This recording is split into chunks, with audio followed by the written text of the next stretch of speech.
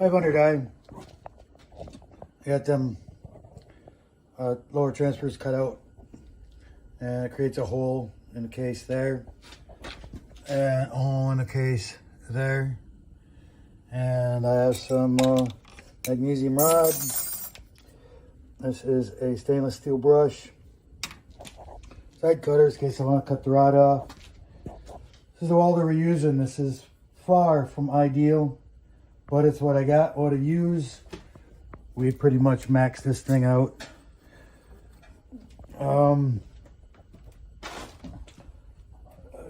I've invested in a lot of this stuff just to be able to do this job right here. But of course, if I can weld magnesium, I can fix some other parts as well. So I went ahead and you know, invested into it. I've had that welder for I don't know, 5-6 years. I bought it from my son. I get $1,500 for it.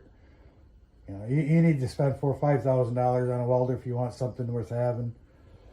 But it'll do tin, you know, and some thinner aluminum. It just barely gets hot enough to do this. It takes a lot of heat to do this. That's what I figured out anyway. And on magnesium. And a lot of heat for a very short time. That's the trick. I'll set you guys up here. I can't get you any closer with my stand. It just doesn't work. And then I'm gonna see what happens here. I think I'm set up, but you never know until you try.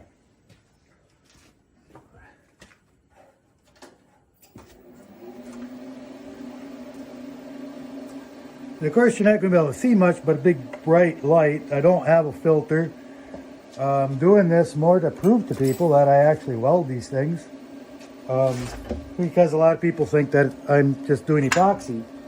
Not in this case. This is being welded, and there's a few steps involved in it. And then we'll show you the end results when we're completely finished. I'll probably only show you welding one half, but we'll show it to you what we can.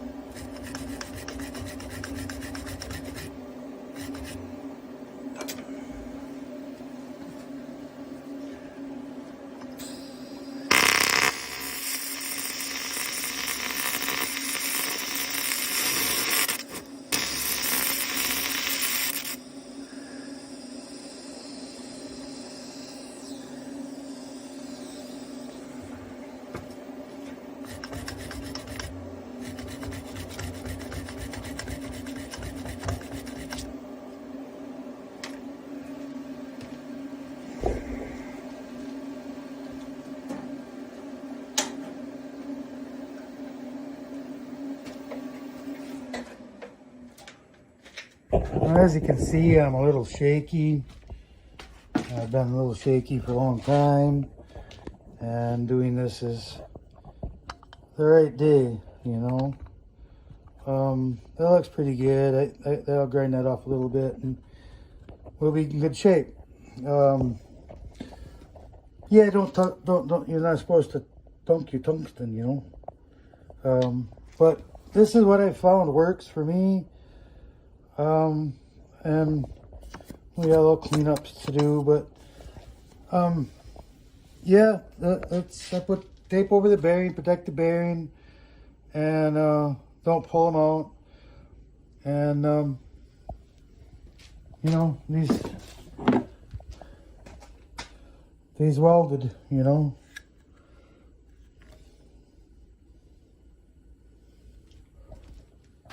So, well, till the next one. Alright, we're all welded up, ground off a little bit, cleaned up. This is what we look like, finished product. I think it looks pretty good. You can kind of see the spot on the back side there. This one will be a little bit more where you can see it through the back side. I don't worry about trying to weld the back side because I can't get in there to do it anyway. And it kind of fills up the hole, plugs it all up. So we're going to put it back together using proper tools. We have proper tools. Took it apart using proper tools. What proper tools look like. This is the part number for the screws that I use to replace the aluminum screws. In case anyone's interested in those. At least 5 crankcase screws. Normally, you know, when we split them, whatever, we put the seals in after we put the cases together. The crank seals are in the saws. I oiled the seals up. The crank seals are in, and I can't remove them and save them. It's a brand new saw. The flywheel side goes right together. There's no problem with flywheel side. So there's never an issue with that seal. However, this seal, there's a lip, you know, edge here. It's kind of sharp. And then there's this snap ring groove. And this seal can definitely catch on that. So I put a little black tape around it to try to save the seal. And if worst comes to worst, we put a seal in it. I don't really want to, you know, try to save it because it is brand new seal. I can't take it out and save it because I wreck it taking it out. And we're going to reuse the gasket because it's in perfect shape. And it's going back in the same exact crankcase. And so it usually never gives an issue. When I get these together, get the cylinder on it, get the saw all sealed up, I do a pressure vacuum test on it. Long term, so say I leave pressure on it 10 minutes, vacuum on 10 minutes. And generally they don't even wiggle. So that's how I want it to pass. If it doesn't pass that, I almost guarantee I messed up this clutch side seal and I will replace it. This is, by the way, the world's #1 best seal puller on the market. I have used all kinds of different things, and this is just the absolute best. And on some seals, even it is hard to use. But that's the plan. Put a little tape around that, set things up, and start screwing this thing together. Shouldn't take too awful long. We'll go from the bench, because I have to do the first half in the bench, and then I'll move you guys a little bit, and we'll do the second half in the vise.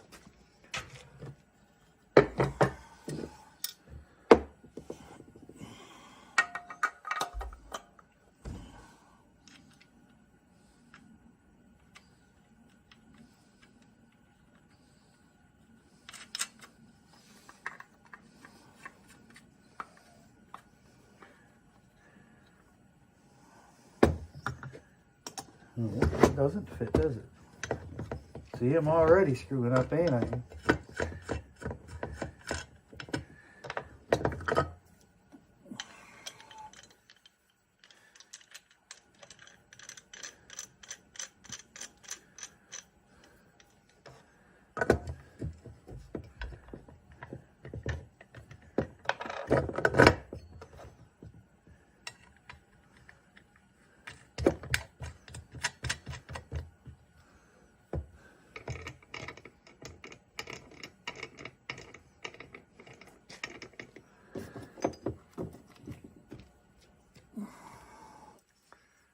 This isn't my preferred method of putting crankcase together.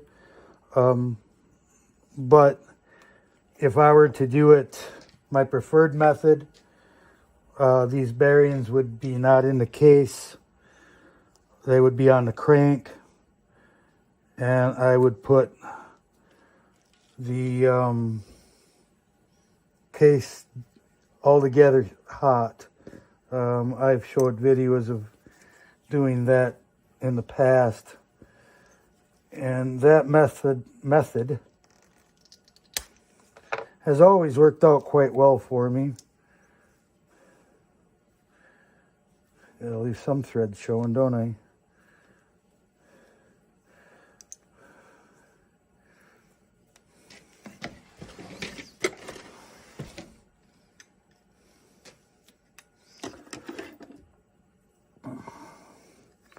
Give that a try. I haven't wrecked the seal yet doing this, so there's always first time, right? It does seem to work. I can't do that either. Alright, well, we're just going to put it in there and see what happens. Done this before.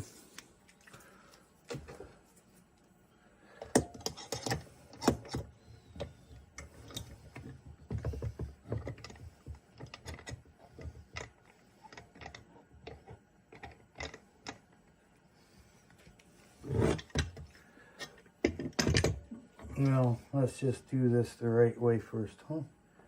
What'd I do with me?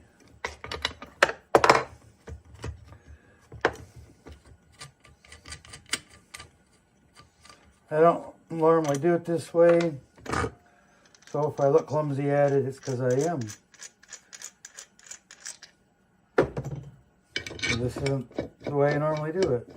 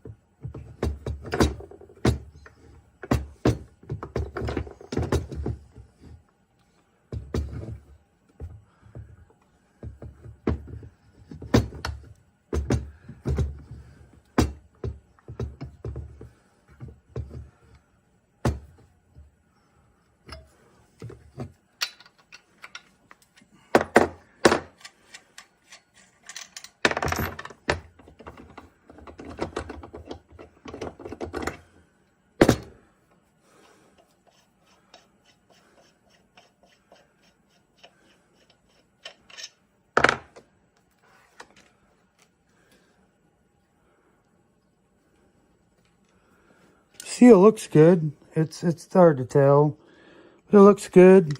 Cranks in. Kind of bottom it out when we put it in, and that's where we're at so far. No hammers, guys.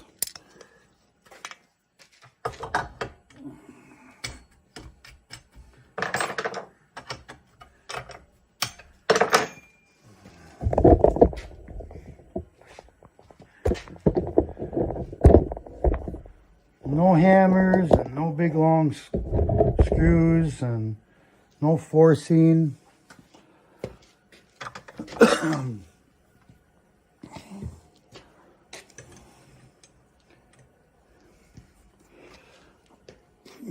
The gasket, I need to get the gasket on there. You don't have to put it on right away. You can snake it in there a little bit after you get things started, but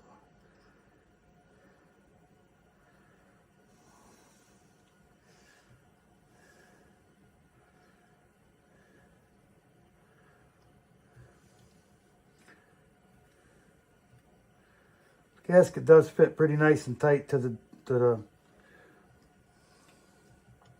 door plugs there. On this side, the pins that go in here got to be removed to do this.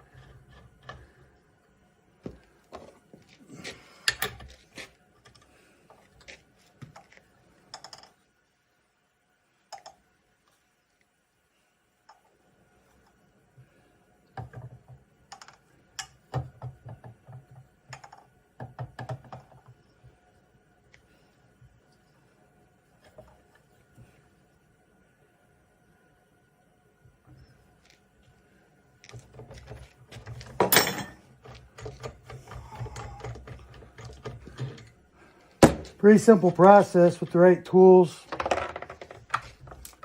No beating, banging, pounding, hammering. No screwing it together with long screws. None of that. Just put it together. The way it ought to be. The way everybody ought to do it. I know nobody does it, but the way it ought to be, you know.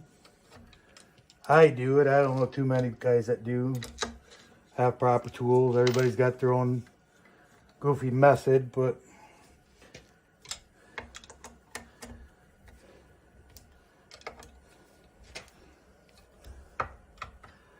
of course it's going to be a little snug on the crank.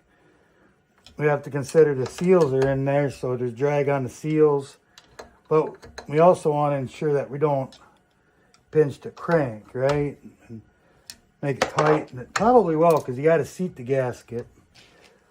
Oh, that feels pretty good. And I don't use a hammer. That's all you need. You know, don't need a post small.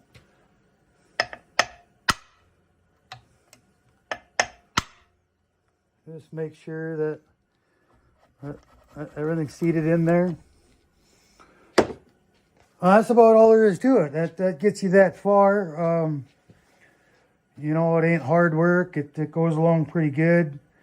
Like I said, I kind of taken a little bit of a risk with using, especially the clutch side seal. I may have folded it. If I did, then it will leak, and then I will have to replace it. As long as it doesn't leak, it shouldn't be folded. It should be fine. And the gasket, you know, there's a chance that it doesn't seal back up because it was in there once before. However, it should be in exactly the same position it was originally, so it shouldn't leak. I haven't had one leak doing it this way yet, as long as I don't tear the gasket taking it apart. And on the steels, most time the gasket falls right out of them and doesn't give any issues. So we'll see how this goes. I'll bring you back again on some more of this later on, do some porting on it, and we'll see you on the next one.